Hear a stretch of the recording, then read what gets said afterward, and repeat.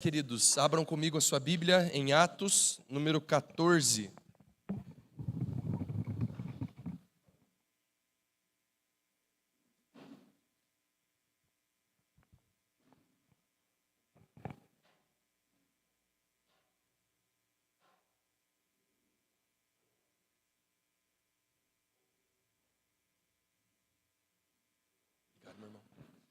Atos dos Apóstolos, capítulo de número 14.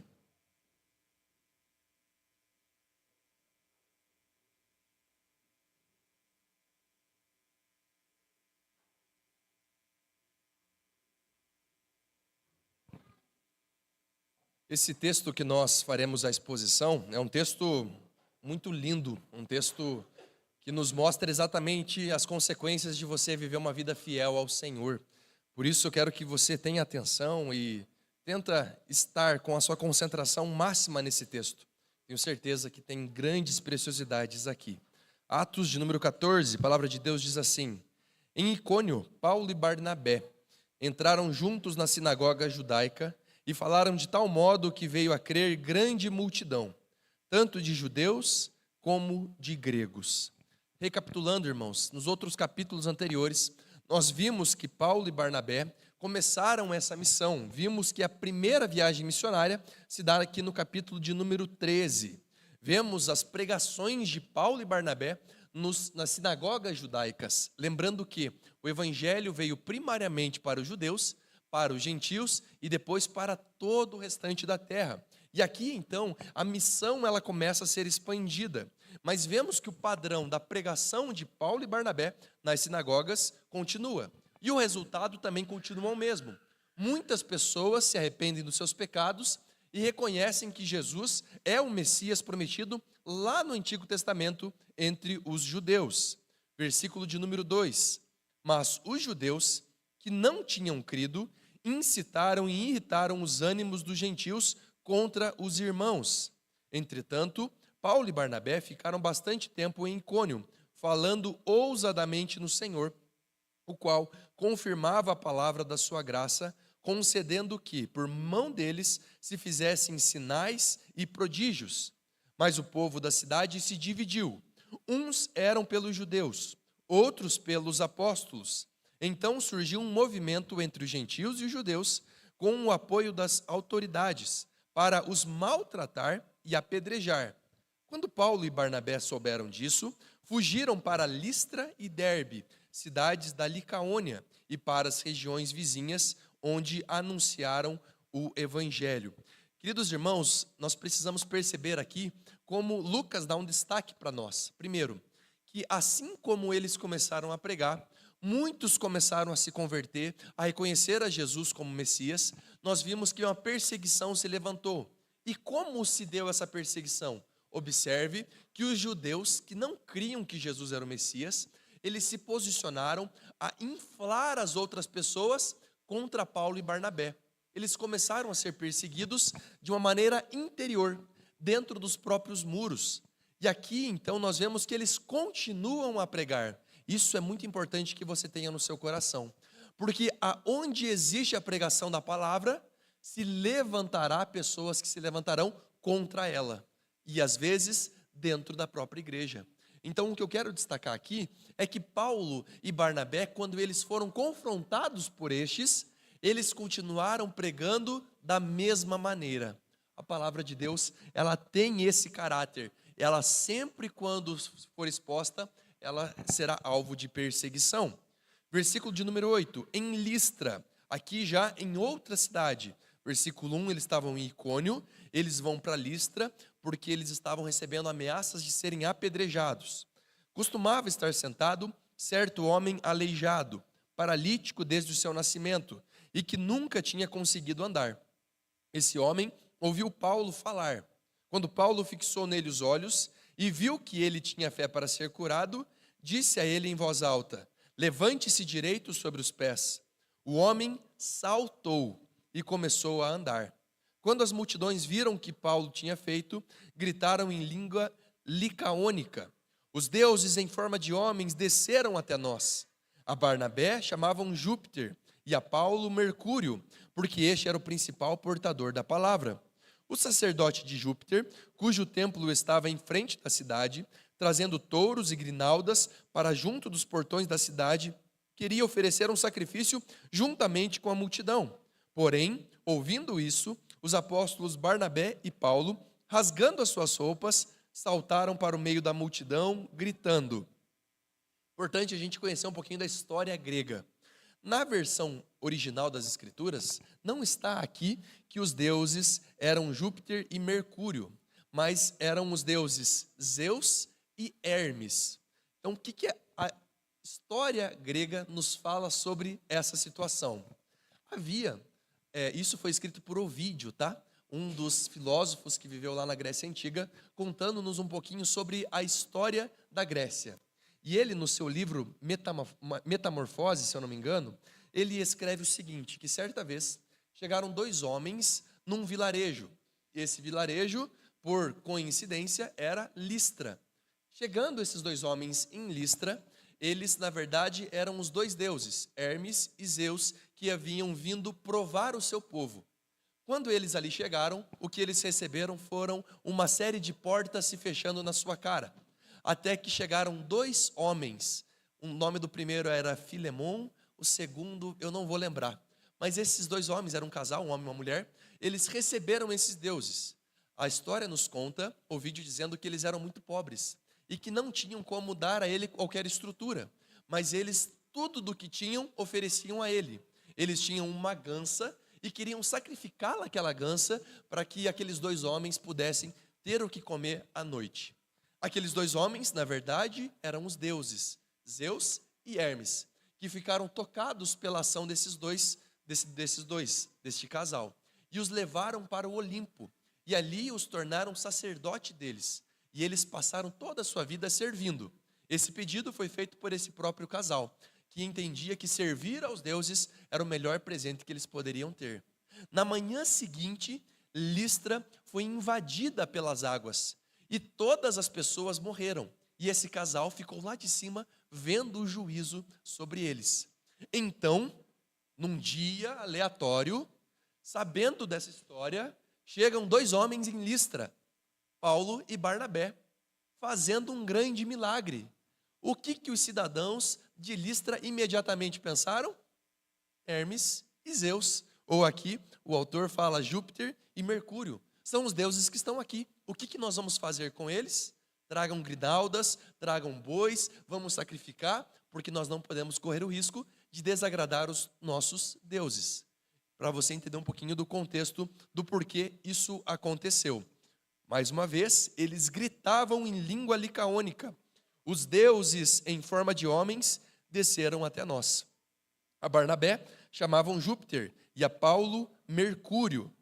Estes, eles tinham que Zeus, ele era o rei dos reis, e Hermes, ele era o rei, o portador da palavra. Então, homens de grande importância. Vendo isso, todo esse prestígio, todos esses holofotes, todas essas purpurinas jogadas por alto na cabeça deles, eles se levantam e pregam. Versículo 15. Senhores, por que vocês estão fazendo isso? Nós também somos seres humanos como vocês, sujeitos aos mesmos sentimentos, e anunciamos o evangelho a vocês para que se convertam dessas coisas vãs ao Deus vivo, que fez o céu, a terra, o mar e tudo o que neles há. Nas gerações passadas, Deus permitiu que todos os povos andassem nos seus próprios caminhos.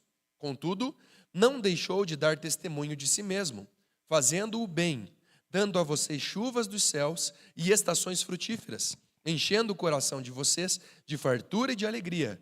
Dizendo isto, foi ainda com dificuldade que impediram a multidão de lhes oferecer sacrifícios. Veja o que estava no coração dos cidadãos.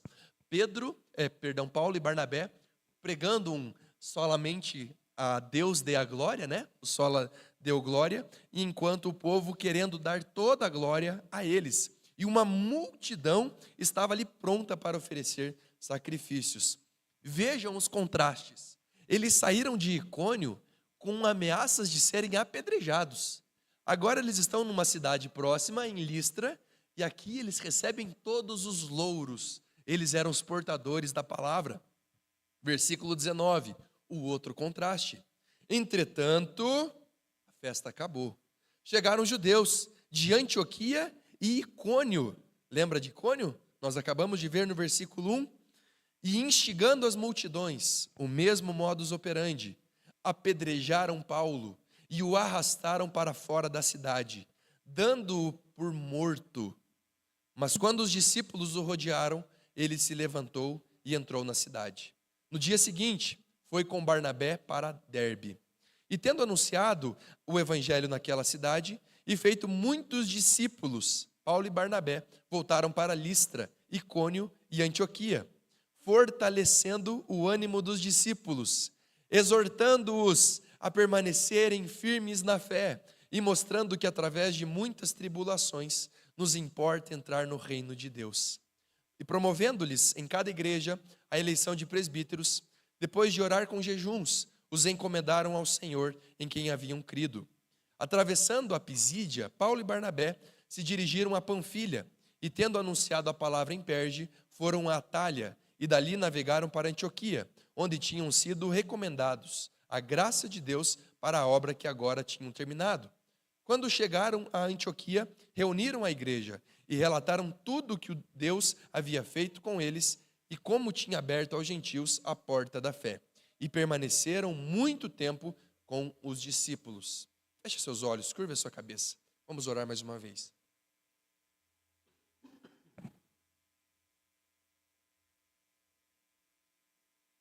Santo Deus, nós estamos diante do Senhor e da sua palavra. Que o teu Espírito nos ilumine, que o teu Espírito nos dê o entendimento, que seja o Senhor falando com o teu povo. Ó Deus, nessa manhã de tanto frio, que seja a sua palavra que queime nos nossos corações, que aqueça as nossas almas. Que privilégio nós temos, Senhor, de estarmos aqui nesse tempo. Que a nossa concentração, o nosso foco, seja exclusivo naquilo que o Senhor tem para nos falar. Em nome de Jesus. Amém. Queridos irmãos, nós estamos diante de uma história maravilhosa, daquilo que aconteceu com os primeiros apóstolos, daquilo que aconteceu com Paulo durante a sua primeira viagem missionária. O texto começa nos versículos de 1 a 7, mostrando como o evangelho é pregado de maneira ousada. Paulo e Barnabé, enviados pelo próprio Deus, depois daquela reunião de oração que eles fizeram, eles chegam em Icônio e ali eles começam a pregar nas sinagogas. Para que você saiba, existia o Templo de Jerusalém. Então, o povo judeu deveria ir para Jerusalém pelo menos 3 vezes ao ano. Então, eles não precisavam ir à igreja durante os outros dias. Eles tinham as suas sinagogas para isso. Então, as sinagogas eram como se fossem as igrejas locais do judeu. Lembre-se que Jesus era judeu. Lembre-se que Paulo era judeu. Lembrem-se que os discípulos de Jesus eram judeus. Então, o contexto judaico para eles era extremamente familiar. E então, eles vão até as sinagogas e eles anunciam que o Messias prometido no Antigo Testamento era Cristo. Toda a pregação deles apontava para Cristo. Eles diziam, Moisés, o libertador, era uma sombra de Cristo. Davi, o rei dos reis, o rei dos homens, ele era uma sombra do rei dos reis, que é Jesus. Ele sempre trouxe a mensagem se cumprindo em Cristo. E Paulo e Barnabé ficaram fazendo isso nas sinagogas. Para a surpresa de 0 pessoas, eles começaram a ser perseguidos por isso.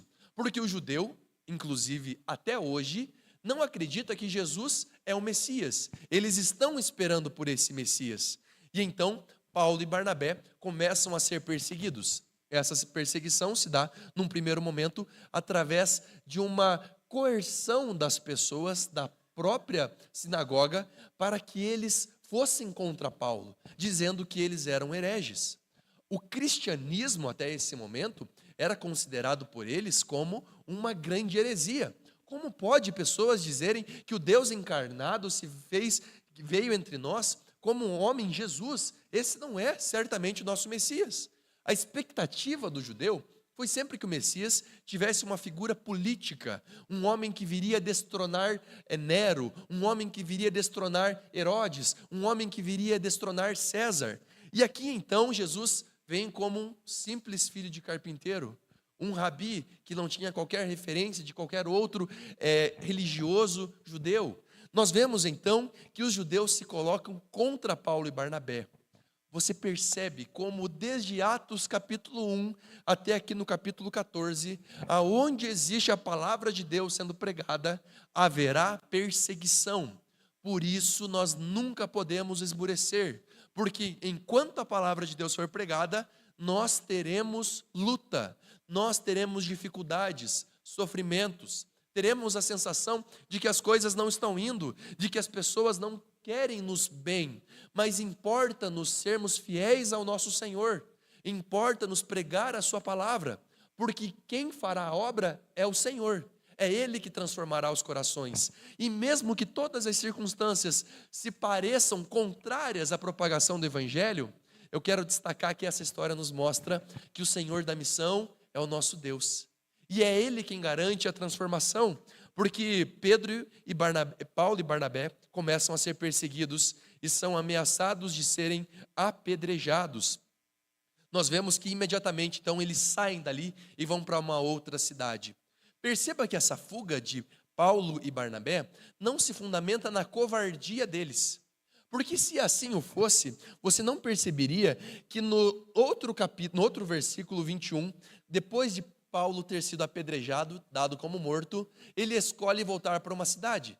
E que cidade é essa? Icônio. A mesma cidade que eles queriam apedrejá-lo. A mesma cidade que os homens que saíram dali foram até Listra para o apedrejá-lo. Percebemos que essa movimentação de Paulo, ela é estratégica e conduzida pelo próprio Senhor. Então não é fruto da covardia de um homem com medo de ser morto. Porque lembre-se, irmãos, esses dois que aqui estão foram mortos como mártires. Paulo teve seu pescoço decapitado. Ele entregou o seu pescoço ao fio de espada, porque importava para ele pregar a palavra de Deus. Então ele não está com medo de viver o evangelho. Ele não está com medo de ser perseguido. Ele está pregando de uma maneira ousada, sendo conduzido pelo Senhor para uma outra cidade. E aqui então, no versículo 8, ele chega em Listra, e nós entramos na segunda parte desse texto. Então, a primeira, o evangelho é pregado com ousadia em meio à oposição. Segundo lugar, o evangelho confronta a idolatria e anuncia o Deus vivo. Versículos 8 a 18. Vimos que o contexto em que eles estavam pregando era um contexto grego. Suetônio dizia que existiam mais deuses na Grécia do que homens. Tenta imaginar o que é isso. Existia o Deus do amor, existia o Deus da paz, existia o Deus da sabedoria, existia o Deus do sexo, existia o Deus do poder, e existia qualquer Deus que você quisesse criar. Todos esses deuses criados pela criatividade humana. Então Paulo se levanta e vai a Listra. E ali ele, ao pregar essa mesma mensagem de que o Messias prometido no Antigo Testamento era Cristo Jesus, nós vemos que a perseguição também começa. Mas antes disso, ele tem um encontro com um aleijado, um paralítico desde nascença. Ele nunca havia conseguido andar. E aqui Lucas, o médico, ele é muito intencional, inspirado pelo próprio Deus, a nos arremeter a uma outra cena de um homem de Deus, indo para o lugar onde ele pregava, encontrando um paralítico à porta. Você lembra dessa história? Pedro, quando estava entrando no templo, na porta chamada Formosa, ali havia um paralítico. O texto fala, Pedro fitou-o, Pedro olhou para ele. Olha as expressões que o próprio Lucas usa, versículo de número 9. Quando Paulo fixou nele os olhos e viu que ele tinha fé para ser curado, disse ele em alta voz, levante-se direito sobre os pés.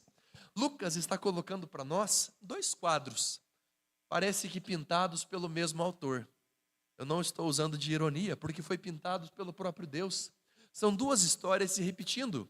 E o que Lucas está fazendo não é mostrar para nós apenas um mero fato da história de Paulo, mas ele está dando a Paulo a autoridade apostólica, um dos temas mais discutidos na igreja primitiva. Porque Paulo não era este que havia sido chamado pelo Cristo quando este esteve entre nós antes de ser crucificado. Paulo foi chamado como apóstolo depois da sua ressurreição.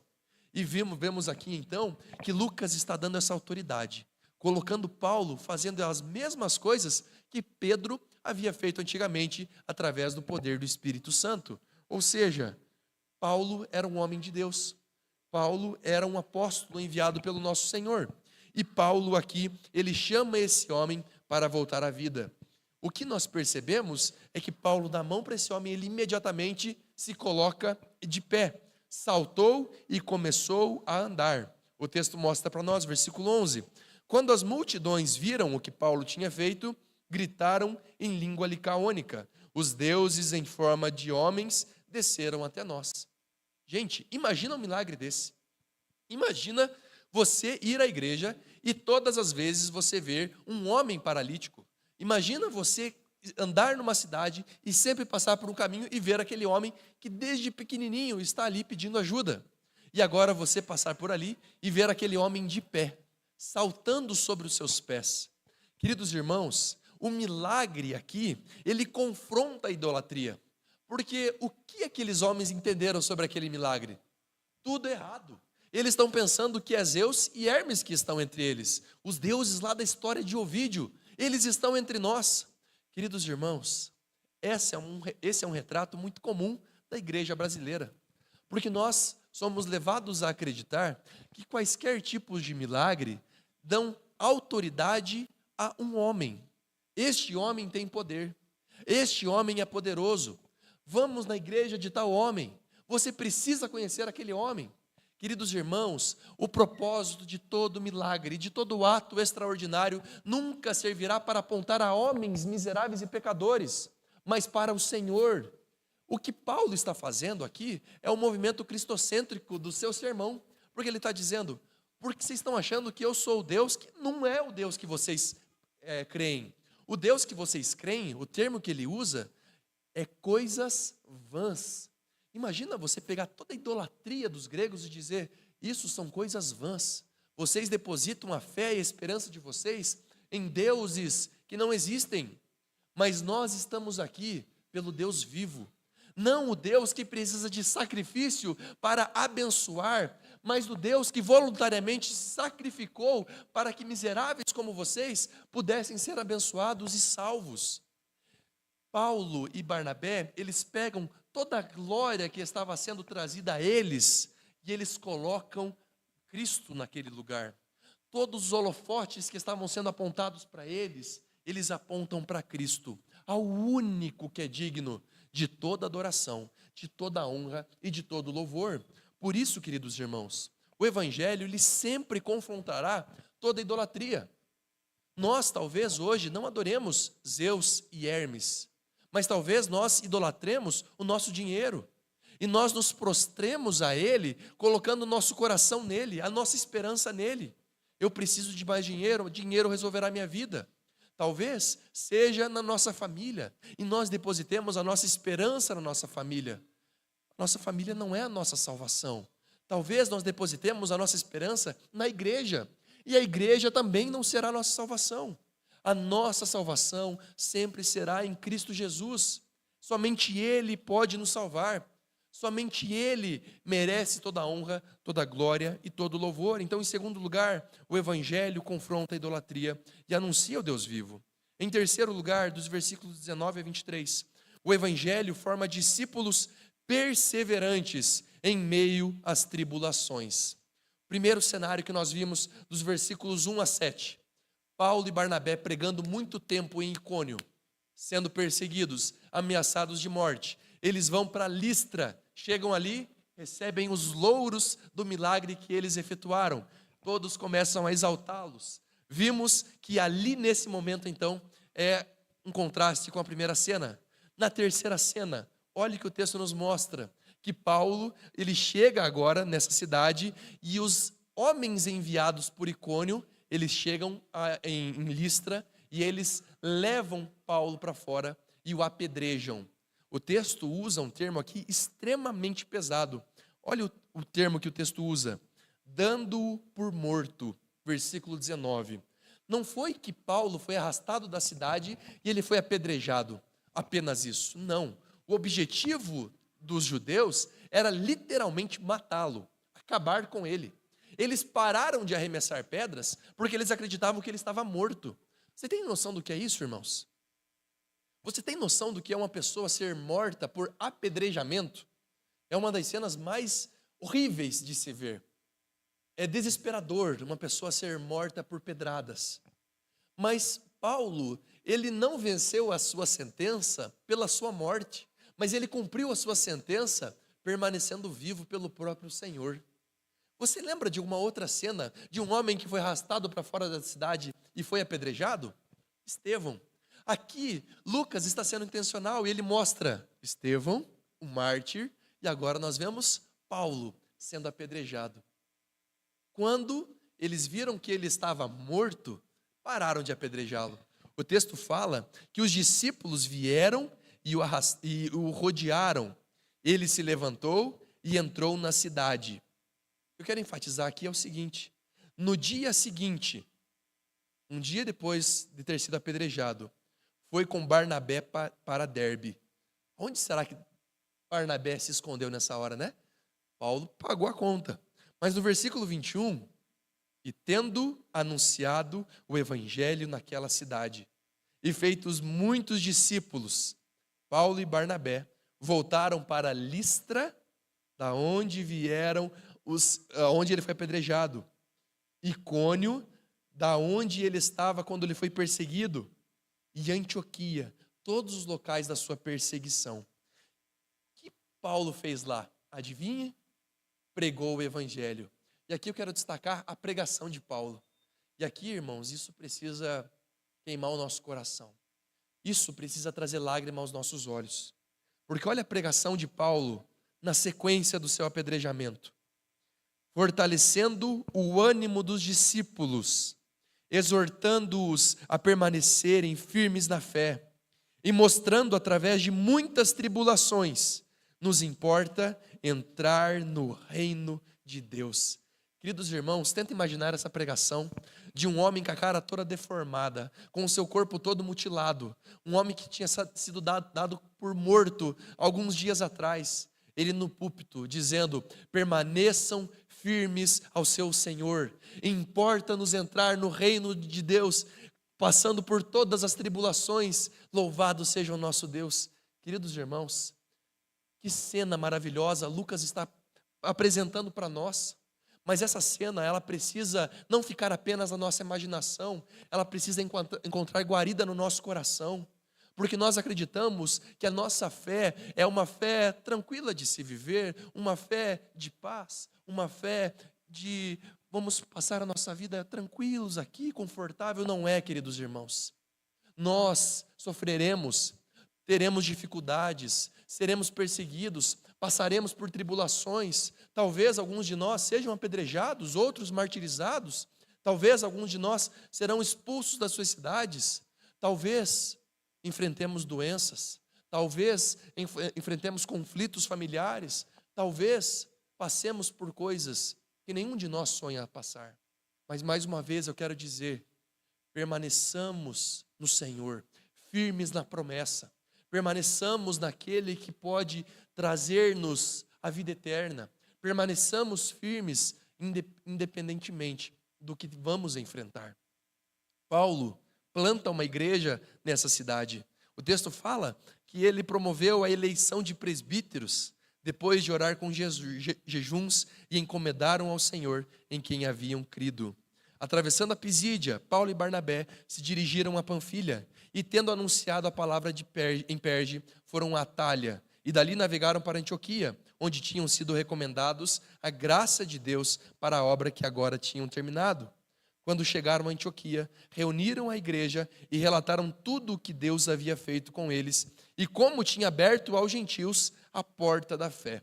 E permaneceram muito tempo com os discípulos. Veja que o final dessa história se dá com eles voltando para a igreja. E chegando lá, eles dão um relatório de tudo o que aconteceu. Queridos irmãos, que histórias maravilhosas esses homens ouviram naquela igreja. Imagina o testemunho de Paulo ao contar das pedras que ele recebeu, das conversões que ele presenciou, das pessoas que confundiram ele com Zeus e Barnabé com Hermes. Imagina como foi lindo esse momento, como essa história é rica. Mas sabe o que é mais rico, queridos irmãos? a história do Senhor. Porque Jesus é exatamente para quem Paulo e Barnabé apontam. O poder não está em Paulo, o poder não está em Barnabé, o poder não está nos milagres que eles efetuaram, mas o poder está em Cristo. Assim como Paulo foi arrastado da cidade e apedrejado, tendo-o dado como morto, nós vemos que Cristo também longe da cidade, ele foi pregado naquela cruz. E muitos ali, ao olharem para Cristo, disseram: esse homem morreu. Muitos disseram para os discípulos: mande que esse homem, se ele é Deus, que mande os anjos que o retirem dali. Muitos homens viram Jesus morto, mas tantos outros os viram ressuscitado. Para muitos, Paulo estava morto. Para muitos, Jesus morreu. Mas Jesus ressuscitou, queridos. A morte não venceu o nosso Senhor. A cruz não venceu o nosso Senhor. E hoje ele vivo está, tornando a sua missão possível, enviando discípulos fiéis do Senhor para viverem a sua palavra, para pregarem o seu evangelho, destronando toda idolatria, anunciando Deus vivo, formando discípulos perseverantes e nos ajudando a reconhecer que a missão é de Deus. Queridos irmãos, eu quero encerrar esse sermão dizendo a vocês: importa-nos entrar no reino de Deus, passando por todas as tribulações. Se o nosso Deus passou por isso, que no nome de Jesus nós sejamos tão abençoados que possamos caminhar o caminho da cruz, sabendo que ao chegar nos céus, quem nos receberá lá é o Senhor, nos oferecendo a coroa da vida. Amém? Que Deus nos abençoe. Se coloque de pé, vamos orar ao nosso Deus. Santo e maravilhoso Deus, muito obrigado, Pai, por essa manhã. Obrigado pela Tua palavra. Obrigado porque ela aquece os nossos corações. Obrigado porque ela nos dá vida. Ó Deus, nos ajuda a sempre nos lembrar da Tua história. Nos ajuda, Senhor, a sermos perseverantes a despeito de toda a tribulação. Fortalece os nossos corações. Coloca em nós mais vontade de viver a Tua palavra, de pregar o Teu evangelho. Ó Deus, que as críticas, que os confrontos, que as crises internas, elas não subjuguem a Tua mensagem e nem os mensageiros, ó Deus. Nos ajuda, Deus, a sermos fiéis a Ti. Nos ajuda, Deus, a testemunharmos do Teu poder. Nos ajuda, Deus, a presenciarmos milagres, não para que o nosso nome seja exaltado, mas para que corações incrédulos reconheçam que somente o Senhor é Deus. Abençoa a Tua igreja aqui presente, Senhor. Enche-nos do Teu poder. No nome de Jesus. Amém.